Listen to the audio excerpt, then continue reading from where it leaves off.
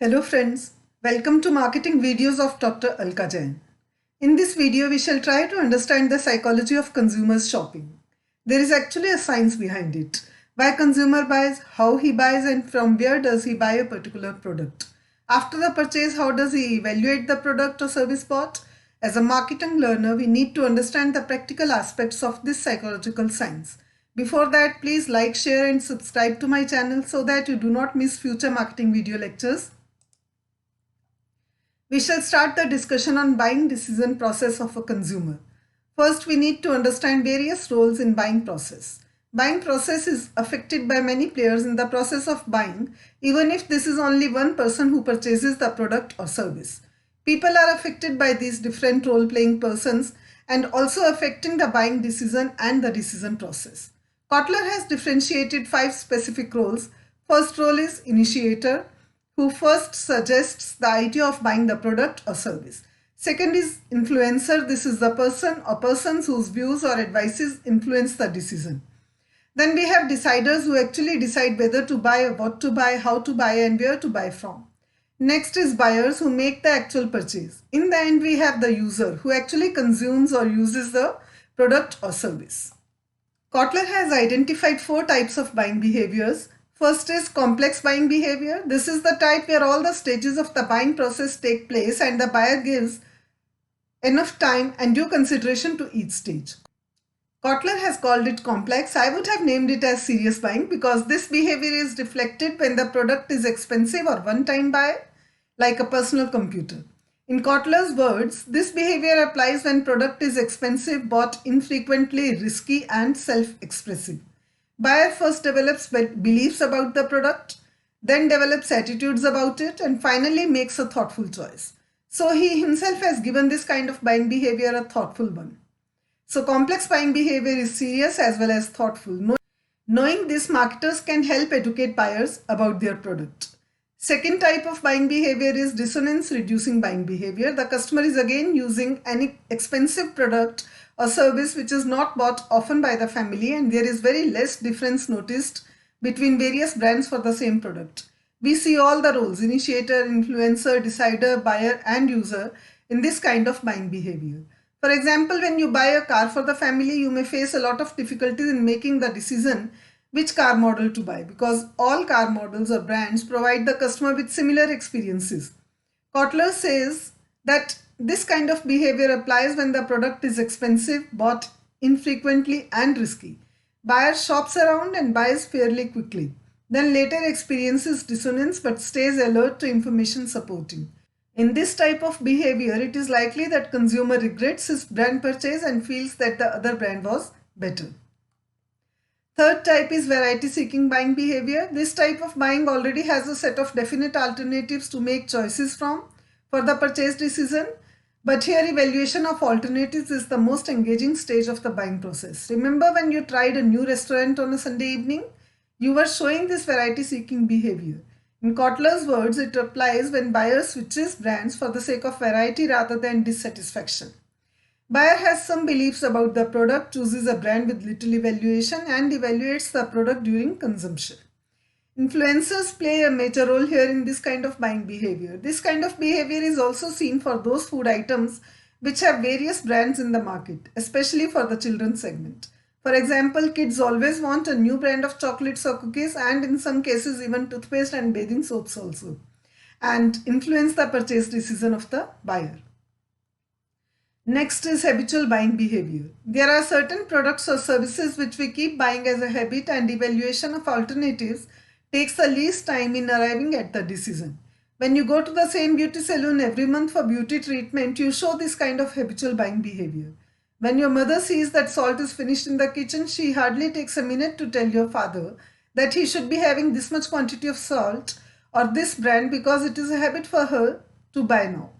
She is the decider while the father is the buyer. All the family members are users. Influencers hardly have any role to play in habitual buying behavior. Kotler opines that it applies when the product is low cost and frequently purchased. Buyers do not pass through normal sequence of belief, attitude and behavior, but instead make decisions based on brand familiarity. We saw in our example of salt. So we can understand now what Kotler has written in his book on marketing management, that complex behavior is highly involved, significant brand differences can be noticed as in the case of computer. Dissonance reducing behavior is also highly involved, but little brand differences can be seen as in the case of car. In habitual buying behavior, there is low involvement and little brand differences can be seen as in the case of salt. In variety seeking behavior, low involvement but significant perceived brand differences as in the case of cookies and chocolates. These stages are need or problem recognition, information search, evaluation of alternatives, purchase decision, and post-purchase behavior or post-purchase disposal. The process starts when a need is recognized which is still unfulfilled, or there is a problem faced by the future consumer which needs to be solved. For example, salt is the need of a kitchen, but a wheelchair will solve the problem of a patient in the family. Information search is second stage when you start looking for all the available information to solve your problem or fulfill the need. This can be about various brands, various stores, etc. At the third stage, you start evaluating the alternatives given to you. You analyze which brand is better than the other one, which store offers after-sale services, etc. Finally, you reach at the fourth stage when you have taken the decision which brand to buy from where, and you complete the exchange process and bring product home. Last stage is the recording of your experience with the product which may motivate you to make a repeat purchase. We shall understand these 5 stages in detail now.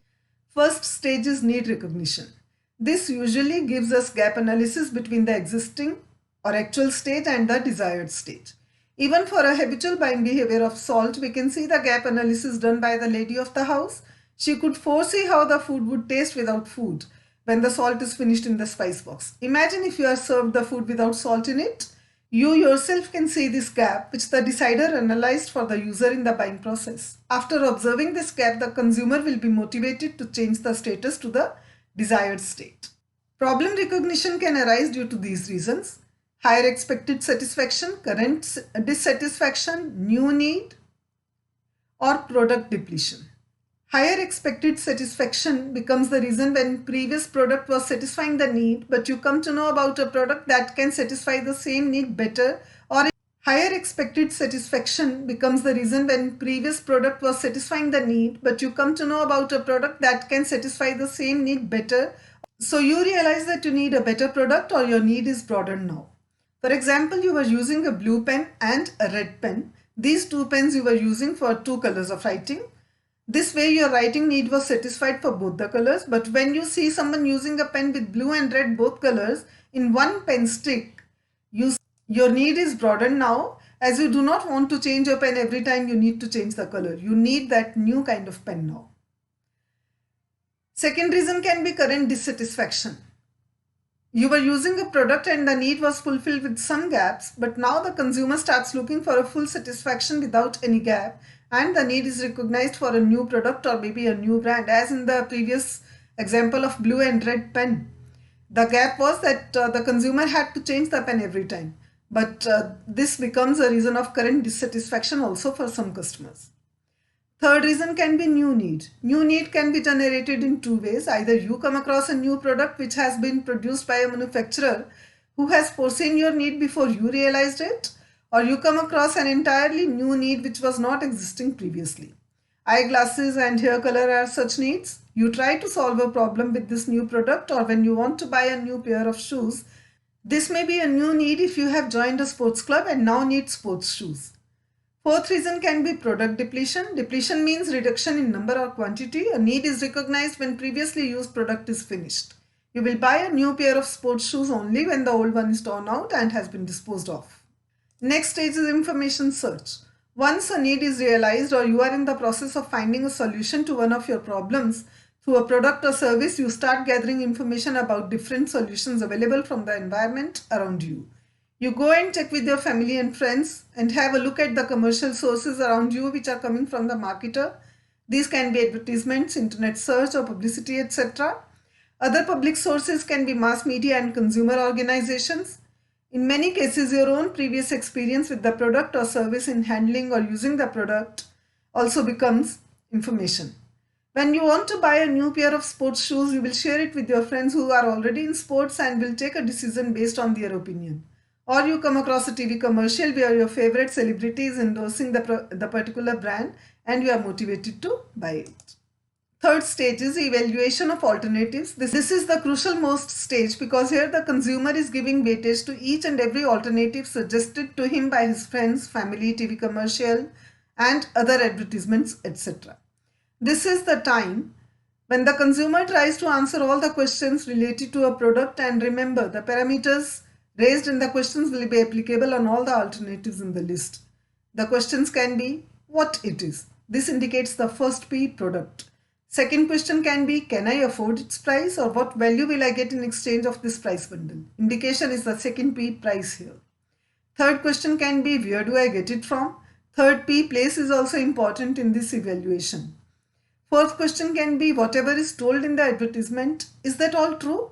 And you start gathering experiences of your friends and family members about it. There are a lot of influencers at this stage which affect this evaluation and ultimately the purchase decision. This phase is also important because if it is a win-win situation for the customer as well as the manufacturer, only then repeat purchase will take place. The process of purchase decision is shown here in the next slide. Till now you have recognized your need, have gathered information about the various products available to solve your problem or fulfill your need. You have also evaluated all the alternatives on certain parameters suitable for you. This is the stage now when the final decision is to be made by the customer. The process of purchase decision is shown in the slide where the first box shows the complete set of alternatives available to you. For your pair of shoes, let us assume that your city has only say 8 brands. Let us name those brands as brand A, brand B and so on. So now we have a list of brand A to brand H in the first box, which is total set of brands available in the market. In the second box we see less brands only, brand A, C, D and F and H because the customer could not collect any information about the other brands. In the third box we see only 3 brands because 2 have been eliminated after checking their price, quality, etc. The fourth box has only 2 brands, brand A and brand D, which becomes the customer's choices which fit in all the parameters decided by the customer. The last box has only one brand, brand A, which will be his final purchase decision.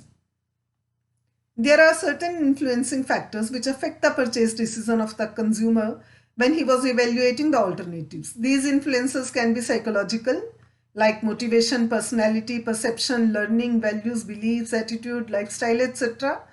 Marketing mix influences are the 4 Ps. In fact, they are the marketing activities performed by the marketer to influence the purchase decision of a potential customer. Demographic influences like family size and family life cycle, occupation, age, gender also affect the purchase decision. At time, different situations also affect the purchase decision of a customer. What are his physical and social surroundings at the time of taking the purchase decision? So we can say that socio-cultural, personal, psychological, economic and demographic influences shape the buyer's purchase decision for a particular product or a service. Different situations emerging from the interaction of consumer and its surroundings can also influence the purchase decision. Examination is a special situation for a student, so he may be ready to buy a pen at a higher price also, though economic influences would have worked otherwise on a very normal day. The last 3 stages we have studied: information search, evaluation of alternatives and purchase decision. These 3 are high engagement stages in the process of buying decision. Last stage is post-purchase behavioral or post-purchase disposal. Once the purchase decision is taken and the product is in the hands of the consumer, he starts evaluating the product immediately. This can be a happy expression or an expression of extreme satisfaction in the beginning, but later on the performance may disappoint the consumer. Or even if the consumer is dissatisfied in the beginning with the purchase, for example, a house was purchased looking at the economic limitations, meaning purchasing capacity of the family initially, but later on the friendly neighborhood and convenient parking, etc. generate a very satisfied behavior of the customer. Or there can be a neutral kind of behavior in our previous example of salt. It hardly gives us a happy post-purchase behavior. One thing is to be noticed here, that when need is generated after product depletion, a habitual purchase decision of salt also gives a different kind of post-purchase behavior. This means if salt is finished and you are forced to have saltless and tasteless food, Your post-purchase behavior of salt would be generated from your post-use behavior of that product when you again have food with salt after a gap and start enjoying the food again, and give a happy expression as a post-purchase behavior. Next is post-purchase action. The way we use and dispose our purchased product falls under the category post-purchase action. For example, if you buy a product just because of marketing influencing factors but actually do not need it, then we see that it keeps lying idle for quite some time and becomes useless after that. You can see it happening with your expensive dresses or very cheap household items. We all have been victims of impulsive buying once, right? Third is operational costs like maintenance, repair, usage cost, etc. of a product. And these costs also shape post-purchase behavior of the consumer. This can be observed in the purchase of a car. Even if it is a low-cost product in the beginning, but maintenance cost is high, then the customer's post-purchase behavior may indicate dissatisfaction. The relationship between this buying process and selling process. These are in fact two parallel processes, as shown in the slide. Consumer buying decision process is important for a marketer to understand because buying and selling cannot be separated from each other. In fact, these are two parallel lines which never intersect and operate in their own separate fields but need to be coordinated well from the marketers. A marketer's well-coordinated activities with the identified steps at each stage of the purchase decision will bring high profit and good image to the manufacturer. We need to understand it step by step. When the consumer is in the phase of recognizing a problem or a need, the marketer should be able to identify and qualify him as a prospective customer, the first stage of personal selling. In the second buying stage of information search, the marketer is supposed to provide the customer with relevant information about his product or service brand through appropriate marketing activities like advertisements, etc.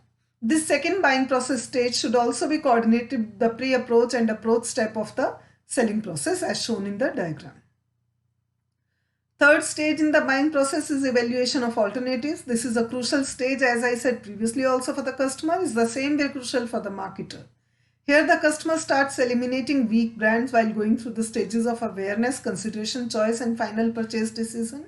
If the marketing activities are not aligned with his needs and influences fully, the brand may be eliminated at this stage or any sub-stage and the marketer or the manufacturer may lose business. A physical demonstration of the product may help here. The fourth stage of buying process is purchase decision. This sounds to be a very comfortable stage for the chosen brand, but the marketer still should not leave any stone unturned to make the customer stay with his brand for the present purchase. The deal should be closed with the suitable techniques here at this point of time. In the fifth and last stage, the customer decides whether to go for a repeat purchase or not.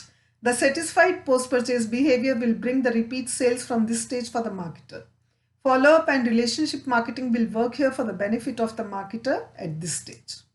Let us also discuss psychology in buying decision process. In this process of a consumer's buying decision, we are focusing on the psychology of the consumer, how he shops. This science of psychology covers all the concepts like motivation, perception, attitude and learning, etc. At the stage of need problem recognition, the customer is motivated to look for a product suitable to him. Information is gathered and forms perception on the mind of the customer. Evaluation of alternatives deals with the attitudes towards different brands, while purchase decision integrates all of these, the motivation, perception and attitude. Once the purchase is done, learning comes into action through experience, etc. We have understood the stages in consumer buying decision making. The scholars have given a different way of looking at them. Activities in the buying decision process can be categorized into three: pre-purchase, purchase and post-purchase. Pre-purchase includes the three stages: need recognition, information search and evaluation of alternatives. These fall under the category of pre-purchase activities. Purchase is the main activity where exchange process takes place and ownership of the product is transferred to the customer. Post-purchase consumption stage may include its disposal style. In a country like India, we do not send used products to trash immediately. We have a personalized and customized system of using them again and again before sending it to the final trash. In my opinion, this is to be considered as a strength of Indian economy. This post-purchase behavior can change the face of the economy and also reflects the face of the economy. For example, in developed countries, the packagings are trashed immediately, while in less developed countries like ours, even the packagings are not wasted. They are reused as a resource for some other need in many cases. We have discussed a lot about individual customers.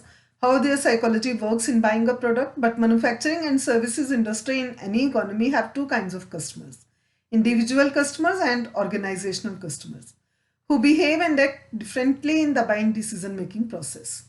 The reason is that organizational buying has some special features which are different from individual buying. These are the organizational customer always purchases in bulk.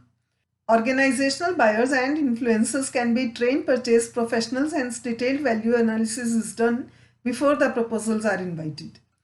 Usually bulk purchases are made right from the manufacturer or the wholesaler, skipping the retailers. It is important to understand the psychology of the artificial person and organization's buying process, known as organizational buying process. First step is same as the individual buying process, that a need or a problem is recognized by someone in the organization.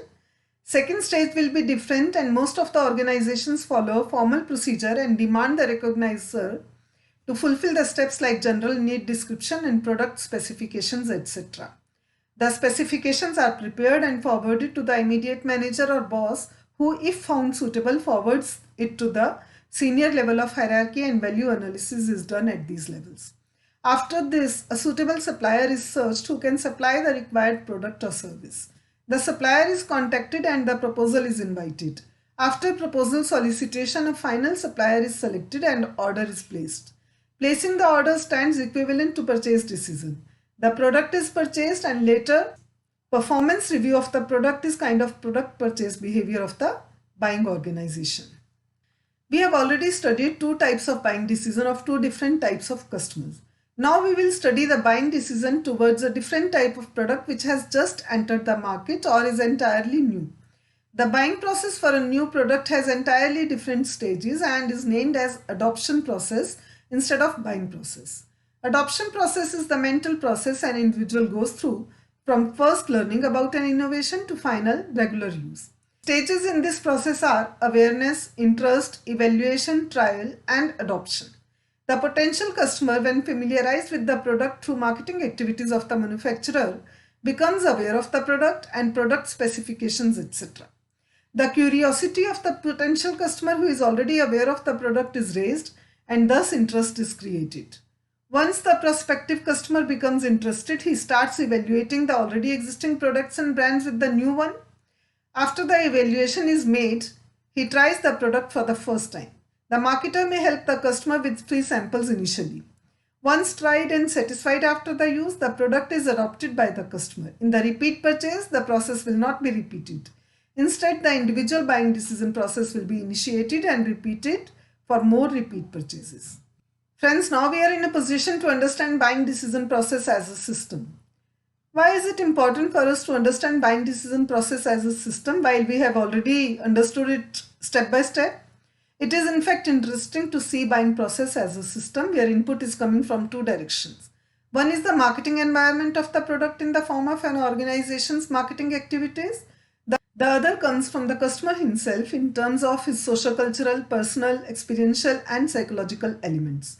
Process is more psychological by nature. When need is recognized, a product or set of brands is evaluated. From the outside environment, the consumer can have all the influences as discussed in this video.